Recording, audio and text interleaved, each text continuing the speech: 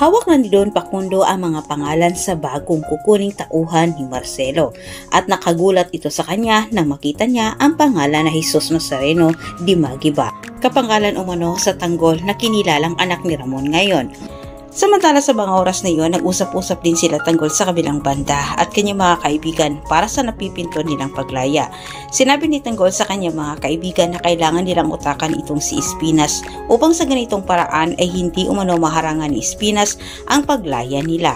Hindi umano nila kailangan sabihin kay Espinas na tutulungan sila dito kay Marcelo. Kaya't nakiusap din sila kay Marcelo na hindi ito sabihin kay Espinas. Sa kabilang banda, naguguluhan din itong si Don Facundo sa nakita niyang pangalan kaya't dali-dali din niya itong itinawag kay Ramon. Sa gitna ng pag-uusap ng impostor na Tanggol at Ramon, tungkol ito sa negosyo nila sa paghawak nila sa buong Quiapo. Nabubulabog silang lahat. Sa pag-uusap ni Don Facundo at Ramon, bigla siyang tinanong ni Don Facundo kung may kakilala ba umano siyang ibang pangalan na Jesus Nazareno Dimagiba. Tinanong ni Ramon itong si Don Facundo kung bakit umano tinanong ni Don Facundo ang pangalan ng kanyang anak.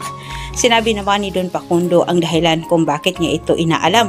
Diretso ang inamin ni Don Facundo, pati umano siya naguguluhan kung sino umano itong Jesus Nazareno Dimagiba na magkapareho sa pangalan sa anak ni Ramon ngayon dahil ito umano ay isa sa mga nakuha ng kanyang tauhan sa tulungan. Dagdag sinabi ni Don Facundo na aalamin umano niya sa kanyang tauhan at sa kanyang abogado kung saan ang gagaling itong Jesus Nazareno Dimagiba at ang pangalan ng mga magulang nito. Sa ganitong paraan ay malaman umano niya kung ano ang totoo.